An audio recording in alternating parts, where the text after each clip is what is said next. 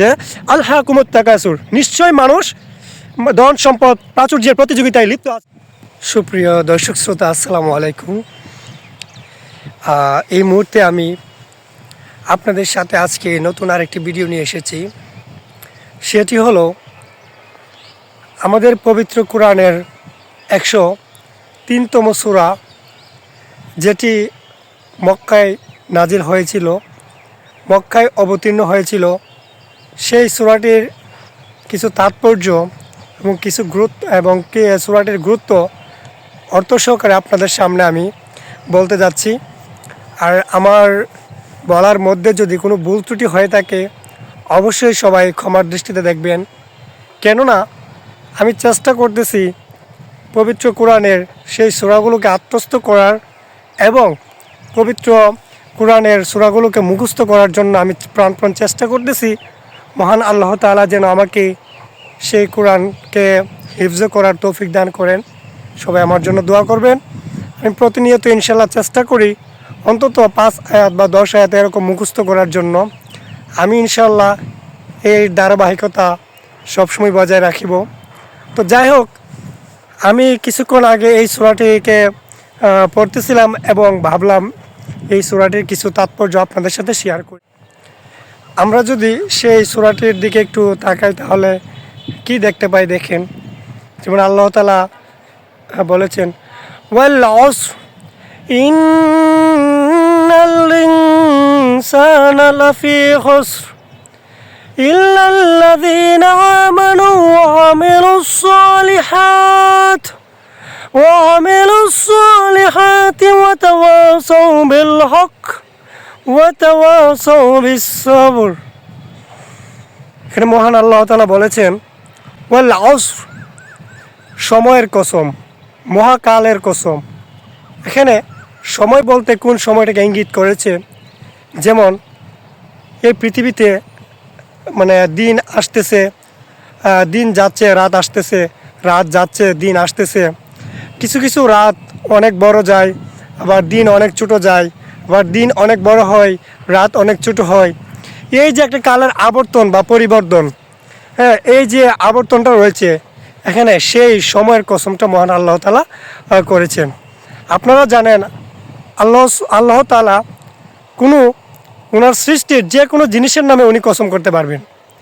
একমাত্র মানুষ আল্লাহ তাআলা ছাড়া আর কোনো জিনিসের কসম কাটতে পারবেন না। যেটা আমরা সবাই কিন্তু এ ধরনের কসম কাটি যে এমুকের কসম তমুকের কসম, কিন্তু এটা কখনোই বৈধ নয়। এবং শুধুমাত্র মানুষ কসম কাটলে বা কসম করলে সেটা একমাত্র আল্লাহ তাআলার নামে কসম করা যায়, সেটা পবিত্র কোরআন স্পষ্ট করে বলা আছে। তো যাই হোক, এখানে সময়ের কসম করেছেন আল্লাহ তাআলা। এরপর আয়াতে আমরা যদি দেখি, বলেছেন ইন্নাল ইনসানা লাফি খুসর, নিশ্চয় মানুষ ক্ষতিগ্রস্তর মধ্যে রয়েছে। দেখেন, সেই 1400 বছরের আগের যে কোরআন নাজিল হয়েছিল, অবতীর্ণ হয়েছিল, সেখানে বলেছেন যে নিশ্চয় মানুষ ক্ষতিগ্রস্তের মধ্যে আছেন। আপনাদের বা আমাদের কেটে মনে হয় না বর্তমানে আমরা যে কত বড় ক্ষতির সম্মুখীন হয়ে আছি? আমরা প্রত্যেকেই যদি যার যার অবস্থান থেকে চিন্তা করি, সবাই কিন্তু হিসাব করলে দেখবেন পৃথিবীতে কেউ সুখী নাই। প্রত্যেকটা মানুষই কিন্তু বা প্রত্যেকটা জাতি কিন্তু কোনো না কোনো জায়গাতে তার দুর্বল রয়েছে এবং সে ক্ষতির মধ্যে রয়েছে, ক্ষতির সম্মুখীন রয়েছে। তার মানে আল্লাহ তাআলা সেটা স্পষ্ট আকারে বলে দিয়েছেন, ইন্নাল ইনসানা লাফি খুসর, নিশ্চয় মানুষ ক্ষতিগ্রস্তের মধ্যে রয়েছেন। পরের আয়াতে বলেছেন ইল্লাল্লাযীনা আমানু ওয়া আমিলুস সালিহাতি ওয়া তাওয়াসাউ বিল হক ওয়া তাওয়াসাউ বিস সবর। তারা ছাড়া বলেছেন ইল্লাল্লাযীনা আমানু, যে তারা ছাড়া বা তারা নয়, যারা ইল্লাল্লাযীনা আমানু, যারা ঈমান আনে, ওয়া আমিলুস সালিহাত, এবং যারা সৎ কাজ করে। ইল্লাল্লাযীনা আমানু ওয়া আমিলুস সালিহাত ওয়া তাওয়াসাউ বিল হক, এবং সত্যের উপদেশ দেয়, ওয়া তাওয়াসাউ বিল হক, যারা সত্যের উপদেশ দেয়, ওয়া তাওয়াসাউ বিস সবর, এবং পরস্পরকে ধৈর্য ধারণে উদ্বুদ্ধ করে। মানে এই 4টা বৈশিষ্ট্য মানুষ যাদের মধ্যে এই গুণগুলো রয়েছে তারা ছাড়া নিশ্চয় তারা ছাড়া সবাই ক্ষতিগ্রস্তের মধ্যে রয়েছেন। অনেক অনেক সুন্দর মহামূল্যবান গ্রন্থের মধ্যে আল কোরআনে আল্লাহ তাআলা এই ঘোষণাগুলো, এই তথ্যগুলো আমাদেরকে দিয়েছেন, আমাদের নবী করিম সাল্লাল্লাহু আলাইহি সাল্লামের উপর নাজিল করেছেন। আমরা সবাই কোরআনের এই সূরাগুলো পড়ব এবং অর্থগুলো জানব, নিজেকে পরিশুদ্ধ করার চেষ্টা করব। ভালো লাগলে শেয়ার করতে ভুলবেন না। যদিও সূরাটা অনেক ছোট, কিন্তু এর তাৎপর্য অনেক গভীর, অনেক।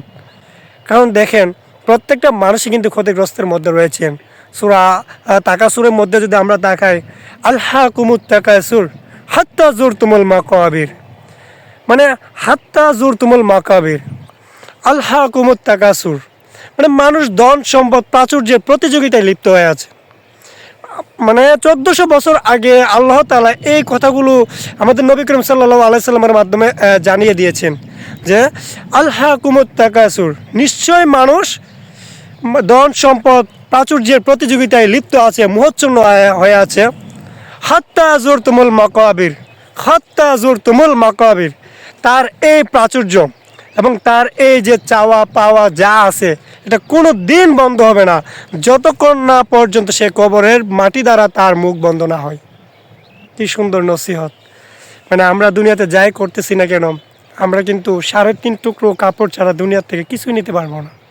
তার মানে কোরআনের এই যে ছোটো ছোটো আয়াতগুলো রয়েছে, ছোটো ছোটো সূরাগুলো রয়েছে, আমরা সবাই অন্তত একদিন হলেও, প্রতিদিন হলেও অন্তত 5 আয়াত 2 আয়াত করে আত্মস্থ করার চেষ্টা করব, মুখস্থ রাখার চেষ্টা করব এবং কোরআনের এই বিষয়গুলো মেনে চলার চেষ্টা করব। আর আমার এই কথায় যদি কোনো ভুল ত্রুটি হয়ে থাকে সবাই ক্ষমার দৃষ্টিতে দেখবেন। আর আমি ইনশাল্লাহ চেষ্টা করব এই ধরনের ছোটো ছোটো যে সূরাগুলো আমি নিজে পড়ি এবং নিজে মুখস্থ করতেছি, সেই সূরাগুলোর তাৎপর্য বা গুরুত্ব এগুলোর অর্থ আপনাদের সামনে নিয়ে আসার চেষ্টা করব। আর আপনারা আমার এই তর্জমার যদি ভুল ত্রুটি হয়ে থাকে, হতেই পারে, কারণ আমি জেনারেলে পড়াশোনা করেছি, আমার ব্যাকগ্রাউন্ড মাদ্রাসায় নয়, আমার ভুল হওয়াটাই স্বাভাবিক। তাই সবাই আমার এই ভুল ত্রুটিটাকে ক্ষমার দৃষ্টিতে দেখবেন, সবাই আমার জন্য দোয়া করবেন। ধন্যবাদ সবাইকে। আসসালামু আলাইকুম।